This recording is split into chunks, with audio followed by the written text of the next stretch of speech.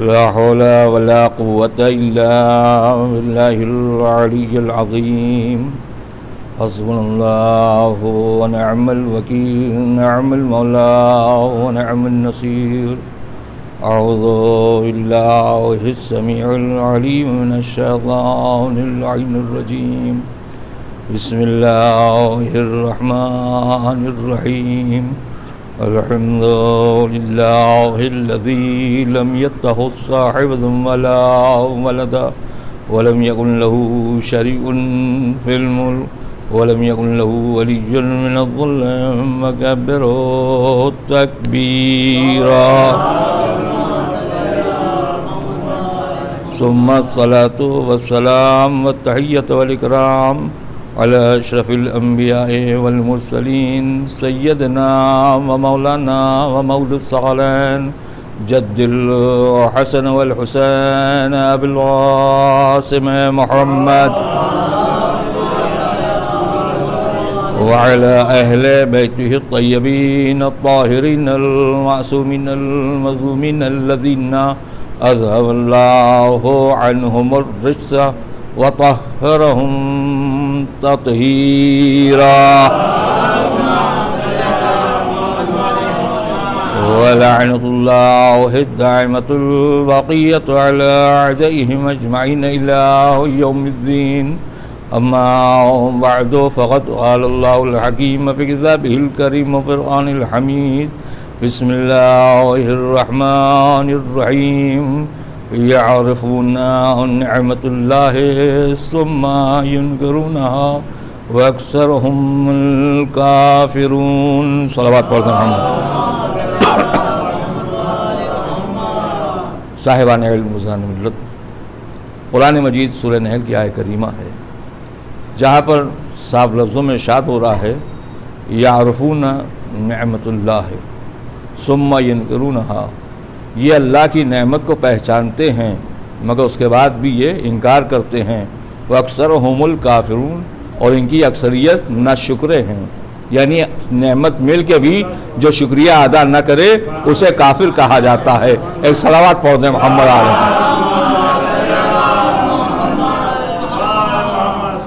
آئیے اس سال ہم جس عالم میں جمع ہوئے ہیں یہ 1442 ہجری ہے اور محرم کے لحاظ سے دوسری تاریخ، لیکن کیونکہ آپ حضرات نے پوسٹر میں پڑھا بھی دوسری سے یہاں مجلسیں شروع ہوتی ہیں، یہ بھی کوئی مقصد ہے شاید شہزادی کونین سلام اللہ علیہا کی، کیونکہ مجھ سے بہت پہلے جب لوگ پہلی محرم کو لکھنؤ میں دیکھتے تھے تو تعجب سے پوچھتے تھے کہ کیا جا نہیں رہے. میں نے کہا نہیں جا رہا ہوں. تو میں نے کہا اس میں مولا دوسری محرم کو والد سرزمین کربلا ہوئے تھے، شاید شہزادی نے یہ عنوان بنا دیا ہو کہ ہمارے یہاں بھی جب مہمان آئیں تو تم بھی آ جاؤ اور اسی طریقے سے سب جمع ہو.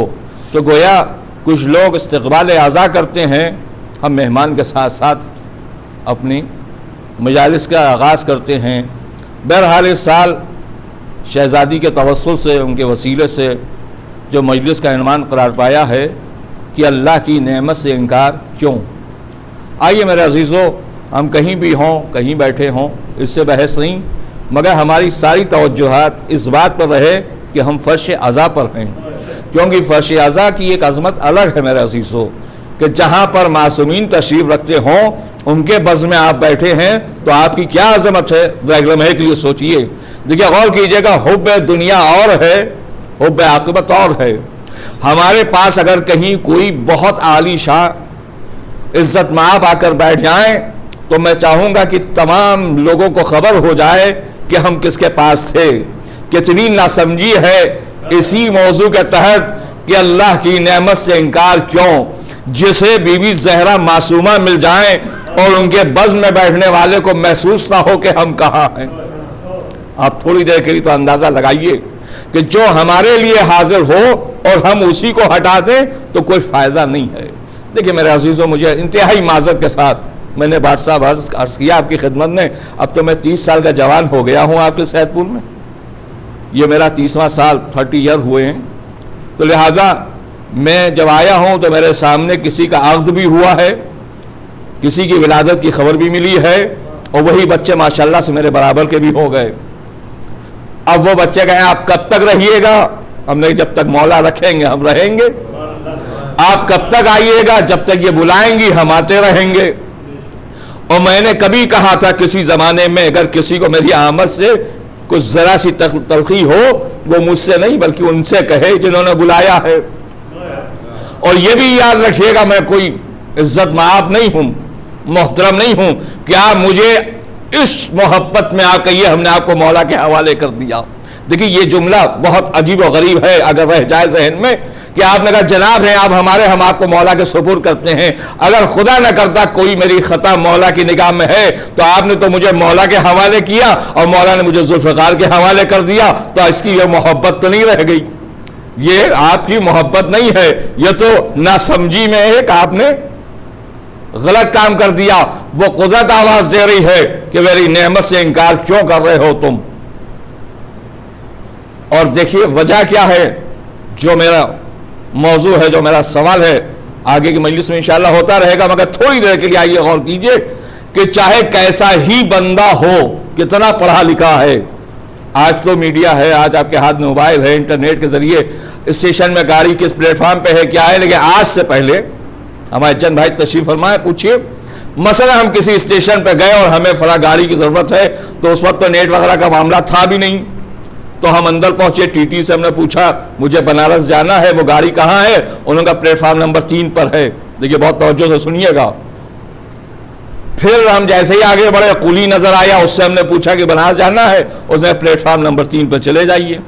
میں پھر 3 پر آیا تو جو صاحب گاڑی میں کھڑکی سے لگے بیٹھے تو ان سے ہم نے پوچھا یہ گاڑی کہاں جا رہی ہے، کہ آپ کو جانا کہاں ہے؟ ہم نے کہا بنارس کا، بیٹھ جائیے. ہم داخل ہو گئے، پہلے ٹی ٹی سے پوچھا، دوسرے قولی سے سوال کیا، تیسرے کھڑکی کے پاس بیٹھا تھا اس سے بھی پوچھ لیا، لیکن اس کے بعد بھی آپ دیکھیے اطمینان قلب نہیں ہے. میں جا کر ایک برتھ میں بیٹھا، بازو میں کوئی صاحب بیٹھے تھے، ان سے ہم نے پوچھا آپ کہاں جا رہے ہیں؟ انہوں نے کہا آپ کو کہاں جانا ہے؟ ہم نے کہا بنارس کا، بس بیٹھے رہیے. ہو سکتا تھا کوئی مجھ سے سوال کرتا، پہلے سے پوچھا اطمینان نہیں حاصل ہوا، دوسرے سے سوال کیا مطمئن نہ ہوئے، تیسرے نے بتایا تب بھی آپ ابھی بھی پش و پش میں ہیں، چوتھے نے جب بتایا تب اطمینان ہو گیا. کیا سن رہے ہیں آپ میرے بھائی؟ پہلی مجلس سے میں چاہتا ہوں آپ پوری طریقے سے بیدار ہو جائیں. اور یہ کیا کیا جائے، ایک فطرت بشری ہے، جب پہلی بار ملاقات ہوتی ہے نا تو تھوڑا سا، ہمارے عاصم صاحب بیٹھے ہوئے ہیں، نئے نئے گود میں تھے، وہ کون کا مولانا صاحب آ رہے ہیں، بہت خوش. لیکن جیسے ہی میں آیا انہوں نے فوراً کسی سے لپٹ گیا، میرے پاس آنا نہیں چاہتے ہیں. ایک دن 2 دن کے بعد پتہ چلا یہ خود ہی بتا رہے ہیں پاپا مولانا صاحب آ گئے. یہ کچھ ایسا ہمارے کیا ہو گیا، پہلے دن مولانا بیان کرنا چاہتے ہیں، آپ نے کہا پتہ نہیں ابھی ہمارے سمجھ میں نہیں آیا، لیکن جیسے ہی 3 محرم 4 محرم 5 محرم اور جیسے ہی میں نے کہا موضوع، ماشاءاللہ ہمارے گڈن صاحب خوش ہو گئے. کیا ہوا کہ مانوس ہو گئے. تو معلوم ہے ایک دوسرے سے مانوس ہونے کے لیے کچھ چیز کی ضرورت ہوتی ہے. عزیزو انصاف سے بتاؤ پوری کائنات میں کوئی ایسا بندہ ہو جس سے آپ کہیے ہم مانوس ہو گئے سوائے آل محمد کے؟ بھئی کتنوں سے آپ نے ملاقات کیا مگر وہ رب نہ ملا جو در آل محمد تک مل گیا. ایک صلوات پڑھ دیں محمد آل محمد.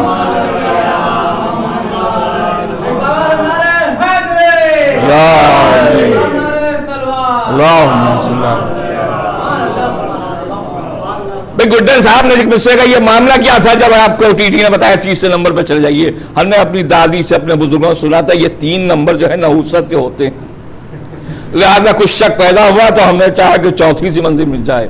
میرے بھائی یہ مذاق نہیں ہے، ذرا ایک مرتبہ آئیے اٹھائیے قرآن مجید، سورہ بقرہ میں ارشاد ہو رہا ہے اذ قال ابراہیم ربی ارنی کیف تحیی الموتیٰ، پالنے والے ذات دکھا دے کہ تم مردوں کو زندہ کیسے کرتا ہے.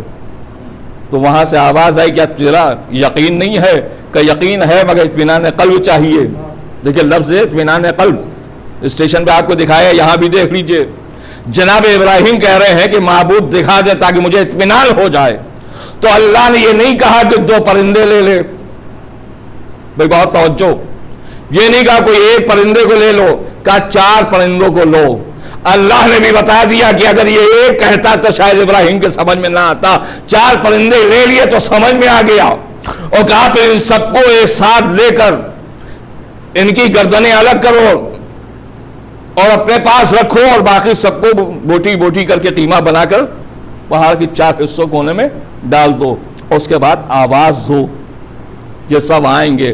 قدرت نے ایک بات اور بھی بتا دیا ہے, پیغمبر اسلام ہے, کوئی معمولی بات نہیں ہے. جب یہ پکارے گا تو چاہے یہ بوٹی بوٹی ہو, چاہے کسی بھی حال میں ہو, جب بلائے جائیں گے تو یہ آ جائیں گے. ان کا آنا اس بات کی دلیل ہے کہ یہ مطیع ہیں, یہ اطاعت گزار ہیں.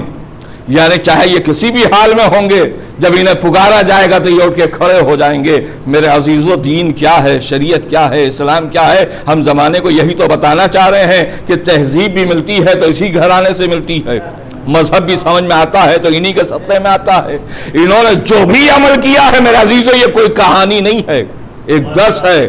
بتایا کہ دیکھو جب تم ان سے وابستہ ہو جاؤ گے تو تمہیں طریقہ معلوم ہو جائے گا بیٹھنے کا, اٹھنے کا, بات کرنے کا, کسی سے کس طریقے سے گفتگو کرنا چاہیے, یہ کوئی اور نہیں بتائے گا. بھئی میرے باپ بیٹھے ہوئے تھے اور کوئی صاحب کچھ بات کہتے ہیں, میں جلدی سے ٹوک کے میں اپنی بات کہنے لگتا تھا.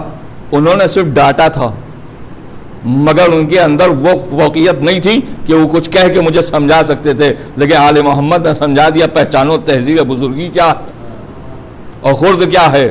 بھئی آپ ہزار مرتبہ آپ نے حدیث قصہ کی تلاوت کی ہے, مگر تھوڑا سا اس کی گہرائی میں اگر آ کر دیکھیں تو سمجھ میں آئے گا کہ امام حسن علیہ السلام کون ہے, امام حسین کون ہے, نبی کے کسار نواسے ہیں.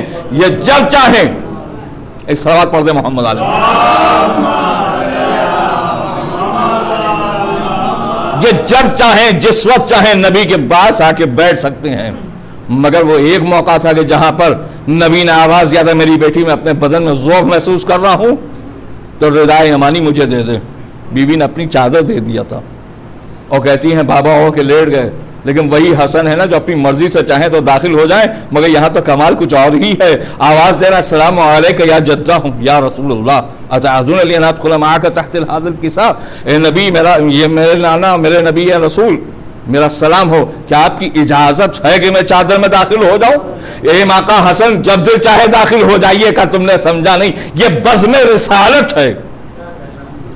تو انصاف سے بتاؤ, امام حسن علیہ السلام کے بعد ہم نے سنا حسین تو اس منزل کا نام ہے کہ اگر نبی سجدے میں ہو تو یہ پشت پہ آ جائیں بغیر اجازت کے.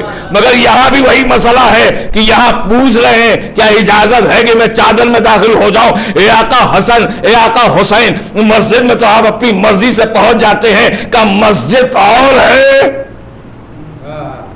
مسند رسالت اور ہے. دیکھیں اور کیجئے گا, منزل مسجد میں جہاں نبی بیٹھے ہوں جس کا دل چاہے آ جائے, لیکن جب یہ رضائے یمانی میں آ جائیں, بی بی زہرا کی چادر میں آ جائیں, تو اب بغیر اجازت کے کسی کو حق نہیں داخل ہو جائے. علی بھی آئیں گے تو اجازت مانگیں گے, بی بی زہرا جن کی خود ہی کی چادر ہے وہ بھی اجازت مانگیں گی. یا نبی اللہ, بات سمجھ میں نہیں آئی؟ کیا تمہیں نہیں معلوم ہے یہ نہ حسن آ رہے تھے, نہ حسین آ رہے تھے, نہ علی آ رہے تھے, نہ میری بیٹی زہرا آ رہی تھی, بلکہ وہ آ رہے تھے جن کی بارگاہ میں مجھے کہنا پڑا اللہم ہؤلاء اہل بیتی, یہی میرے گھر والے ہیں. بھئی خدا کے لیے محسوس کیجئے, گھر والے اور ہوتے ہیں, بے گھر والے اور ہوتے ہیں. جو گھر والے ہیں ان کو بغیر اجازت کے آنے کا حکم نہیں ہے. کیوں؟ یہ مصلحت الہی کے بغیر کوئی عمل نہیں کرتے ہیں, رضا الہی کے مطابق عمل کر رہے ہیں.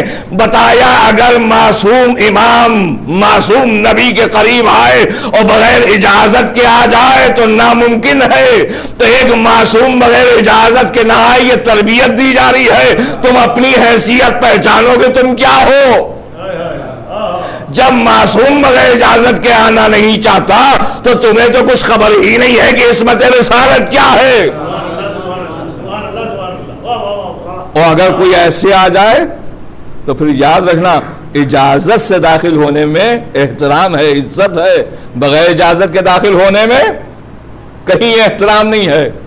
میں عابد میاں بیٹھے, ہم اپنے حجرے میں گفتگو کر رہے ہیں, ایک صاحب نے دروازہ کھٹکھٹایا, ان کا عابد صاحب آ سکتا ہوں؟ انہوں نے کہا آئیے.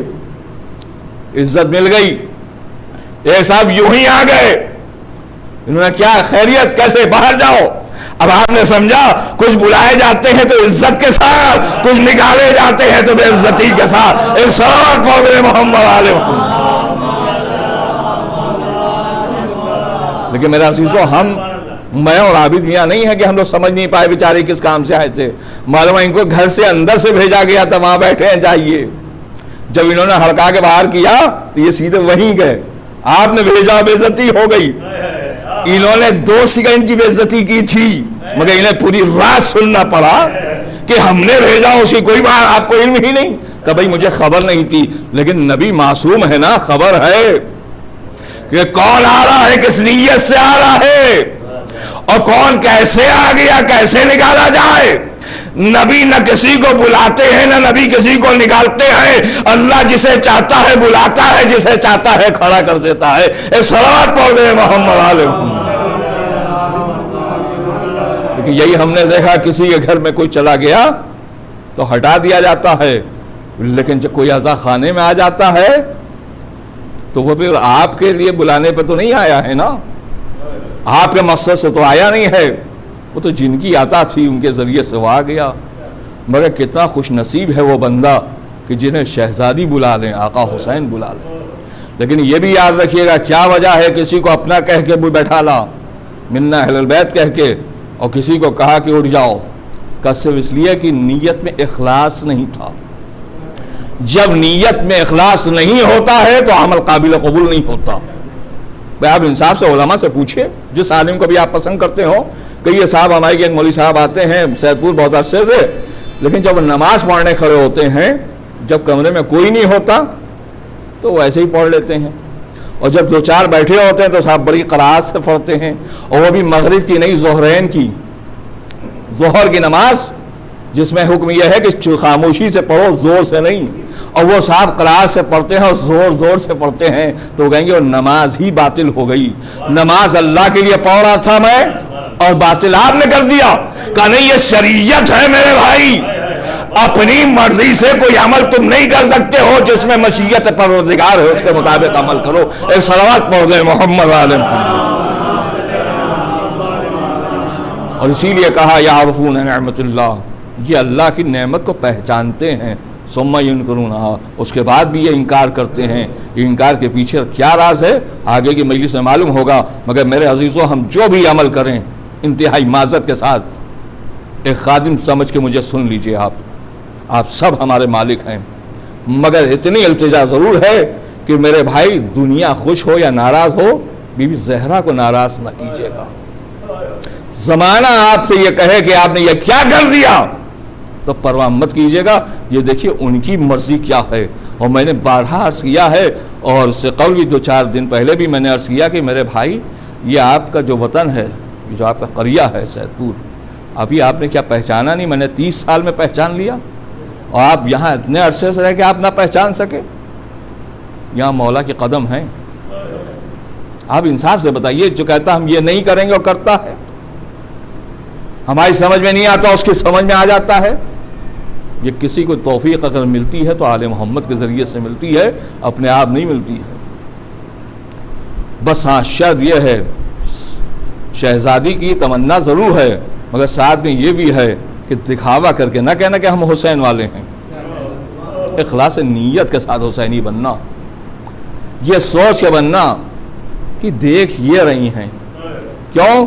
وہ ایک سوچنے والی بات ہے, جس کے لیے رب العزت یہ آواز دے کہ نبی خدا اپنی بیٹی زہرا سے کہہ دیجئے کہ پریشان نہ ہوں, تو وعدہ الہی ہے, اور صدیقہ طاہرہ سلام اللہ کے لیے.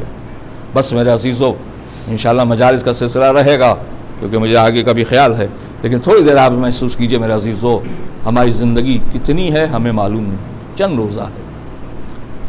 لیکن جب پلٹ کر ہم جائیں گے تو ان کی بارگاہ میں جائیں گے, اس کے علاوہ کوئی ہمیں پوچھنے والا نہیں ہے.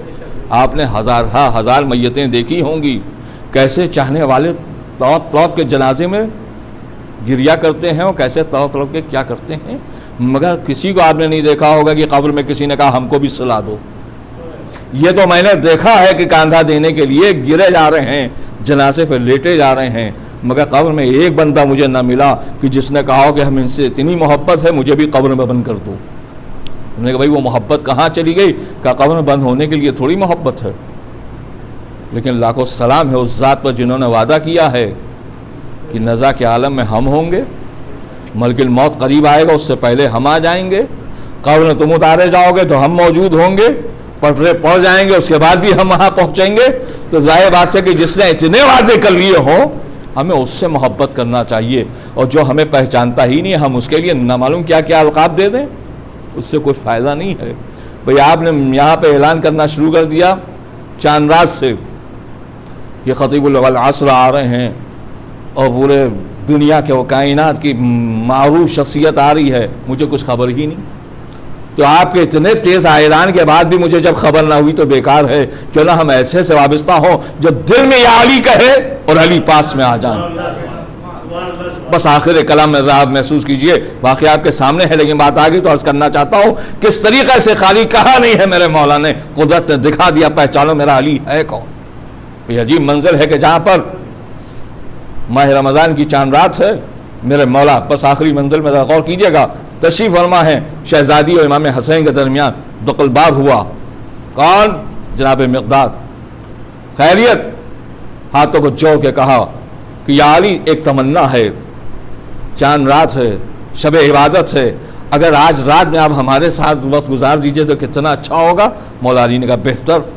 واپس آئے، شہزادی نے پوچھا، رودات سنا دی کہ جناب مقداد آئے تھے، ابھی خالی کہا تھا، پھر کسی نے تو قلباب کیا، اب جو نکلے کون؟ کہا جناب عمار۔ خیریت؟ کہا مولا میری خواہش ہے کہ آج رات آپ میرے ساتھ رات گزار دیجئے۔ علی نے انکار نہیں کیا، کوئی اور ہو تو کہے کہ ہم تو ان کے ساتھ جا رہے ہیں، آپ کے ساتھ کہاں، یہی تو اختیار علی ہے، بلاؤ تو صحیح۔ کہتے ہیں ابھی بیٹھے نہیں رہے تھے کہ ابو ذر نے دروازہ کھڑکھڑا دیا، وہی بات کہی جو جناب مقداد و عمار نے کہی، علی نے جو ان سے کہا وہ ان سے بھی کہا۔ 3 لوگوں نے وعدہ کیا، صبح ہوئی، جناب مقداد نبی کریم کی خدمت میں حاضر ہوئے، کہنے کہ رات بڑی پیاری گزری، علی میرے ساتھ تھے۔ کہتے وہیں میں عمار نے کہا کہ میں یہ نہیں کہتا معاذ اللہ آپ غلط بیان کر رہے ہیں، مگر علی تو رات میرے ساتھ تھے۔ ابو ذر نے کہا کہ میں تو نیا صحابی بنا ہوں، مگر یہ دونوں بات سچ کہہ رہے ہیں، مگر پھر بھی یا نبی اللہ حقیقت پوچھ لیجیے علی سے، علی پوری رات میرے ساتھ تھے۔ ابھی یہ بیان ہی کر رہے تھے کہ نبی نے مسکرا کے فرمایا کہ ابھی ام سلمہ نے رات مجھ سے یہ کہا کیا بہتر ہوتا کہ آپ دونوں بھائی ایک جگہ بیٹھ کر مکالمہ کرتے، میں استفادہ کرتی، تو لہٰذا علی تو میرے ساتھ تھے۔ کہتے امام حسنین تشریف لائے، کہ کل رات بابا تو گھر سے باہر نہیں گئے، ہمارے ساتھ تھے، کہ اچانک جبرائیل امین نازل ہوئے، کہ سنیے سب صحیح کہہ رہے ہیں، مگر قدرت کے فرشتوں نے بھی چاہا اور سماوات نے بھی چاہا کہ علی وہاں پر آ جائے۔ سنو، علی اس ذات کا نام ہے، اور ہر دور میں منافقین ہر جگہ ہمیں ملے ہیں کہ انہوں نے مسکرا کے کہا علی 1 ہے کہ 6 ہیں۔ بھئی آپ غور کیجئے، بھئی جناب مقداد، جناب عمار، جناب ابو ذر، پھر نبی و امام حسین اور پھر جبرائیل، 6 لوگوں کا اعلان ہے کہ علی ہمارے ساتھ ہیں، تو انہوں نے مسکرا کے کہا کہ علی 1 ہے کہ 6 ہیں۔ تو مطلب نبی نے کہا کہ تمہارے دل میں بغض ہے اس لیے کہہ رہے ہو، ورنہ حقیقت میں علی ایک مآفتاب ہیں۔ جیسے ایک بندہ اپنے گھر میں بیٹھ کر دیکھتا ہے اور کہتا ہے یہ چمک ہمارے گھر میں ہو رہی ہے، جو جہاں ہوتا ہے کہ سنو اسم علی کی ذات کیا ہے۔ اگر ابلیس ایک موقع پر ہر جگہ جا سکتا ہے جو صرف بہکانے کے لیے آیا ہے، تو اسے یہ قدرت ہو کہ ہر ایک کو بہکا سکے، اور جو علی کل شیء قدیر ہو۔ اور پہچانو جس کو اللہ نے آواز دیا کہ ہر شے اس کے سینے میں ہے، تو کیا وہ ہدایت کے لیے ہر جگہ نہیں جا سکتا؟ سنو، علی اگر چاہیں ایک وقت میں ایک جگہ جا سکتے ہیں، اگر چاہیں تو 40 جگہ چلے جائیں۔ ایک صلوات پڑھ رہے ہیں محمد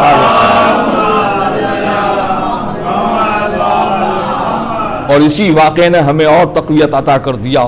کیوں؟ کہا جب ہم نے سنا ہے کہ جہاں بھی فرش اعضا بچتی ہے تو مادر حسین تشریف لاتی ہیں، اب بتائیے وہ جنت البقیع میں ہیں کہ کہاں ہیں؟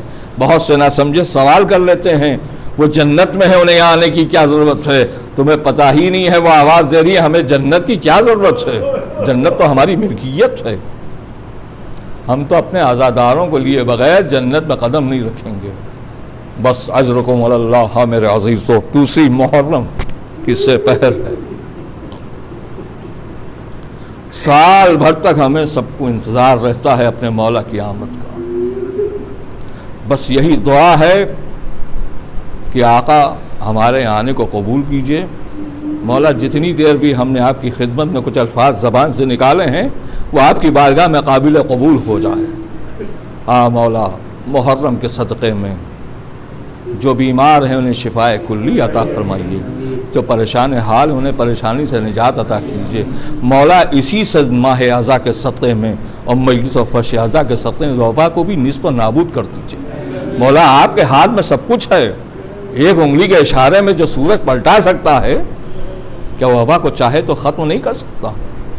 مگر اس کے بعد بھی بس میرے مولا جو بھی ہے وہ آپ کی بارگاہ میں حاضر ہے، کیونکہ جب ہم فلک پہ محرم کا چاند دیکھتے ہیں تو تقریر نہیں ہوتی ہے مگر آنکھوں میں آنسو آ جاتے ہیں۔ جس وقت ہم عزا خانہ سجانے لگتے ہیں تو ایسے نہیں سجاتے ہیں، آنکھوں میں اشک ہوتا ہے۔ یہ تصور ہمیں رلا دیتا ہے کہ آج ہم سجا رہے ہیں، مگر اللہ اللہ مدینے میں ایک بیٹی تھی جس نے بابا کے جانے کے بعد کتنا انتظار کیا تھا، کیونکہ شہزادی جناب صغرا نے یہی کہا تھا بابا منزل میں پہنچ جائیے گا تو بلا لیجیے گا۔ وہ الگ بات ہے حسین ابن علی نے اس طریقے کا وعدہ کیا تھا، بیٹا اگر موت نے مہلت دی تو ضرور بلا لوں گا۔ صغرا مدینے میں انتظار کرتی رہی اور قافلہ وہاں سے روانہ ہو جاتا۔ عزاداران مظلوم کربلا سلسلے کی یہ پہلی مجلس ہے۔ بس میرا دل چاہتا صرف اتنا عرض کروں میرے عزیزو، ذرا دیکھیے آقا حسن آقا حسین جب بھی نانا کے قریب جاتے ہیں تو یہ دیکھتے ہیں کہ ہم امام حسن علیہ السلام کہ میں نانا کے قریب جاتا ہوں تو میرے لبوں پہ بوسہ دیتے ہیں، اور آقا حسین جب چاہتے ہیں کہ نانا میرے بھی لبوں پہ بوسہ دے تو وہ آپ کے گلے پہ بوسہ دیتے ہیں۔ کئی دفعہ ایسا ہوا تو ایک دن حسین ابن علی نے اماں سے سوال کر لیا، اماں کیا وجہ ہے کہ نانا میرے بڑے بھیا کے تو لبوں پہ بوسہ دیتے ہیں مگر میرے لبوں پہ بوسہ نہیں دیتے؟ شہزادی امام حسین کا ہاتھ پکڑ کر لائی اور سوال کیا، بابا میرے حسین کا کیا معاملہ ہے؟ میرا حسین ایسا کہہ رہا ہے۔ کہتے بھئی یہ سنت آقا کہ ایک مرتبہ نبی کی آنکھوں میں آنسو نظر آ گئے، بیوی نے سوال کر لیا بابا خیریت تو ہے؟ ایسے عالم میں میرے عزیزوں پر تصور کے ساتھ فرمایا علی زہرا کے بازوؤں کو سنبھال لو، اور اس کے بعد فرمایا میری بیٹی سن پاؤ گی؟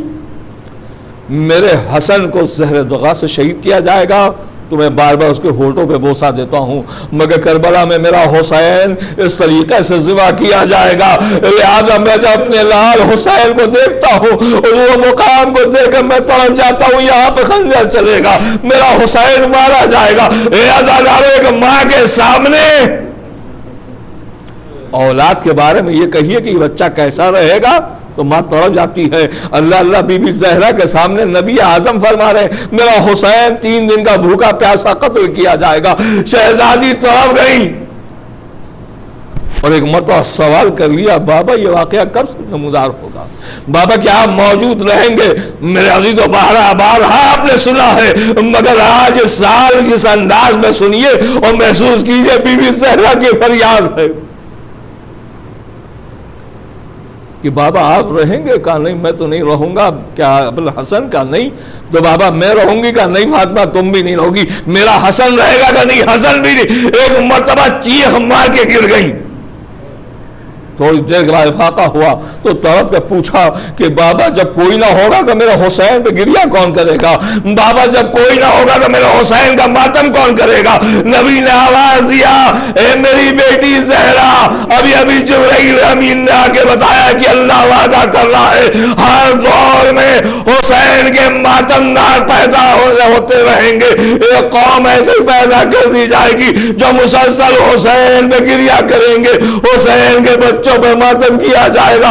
اے عزادارو، بی بی زہرا کی بارگاہ میں سجا دیا جائے، اے شہزادی تشریف لائیے۔ آپ کے عزادار اس سال ہر جگہ پوری دنیا میں تڑپ رہے ہیں۔ اے عزادارو، ہر سال ہم غم حسین مناتے تھے مگر اس غم میں اس سال کے غم میں فرق ہو گیا۔ کیوں میرے عزیزو؟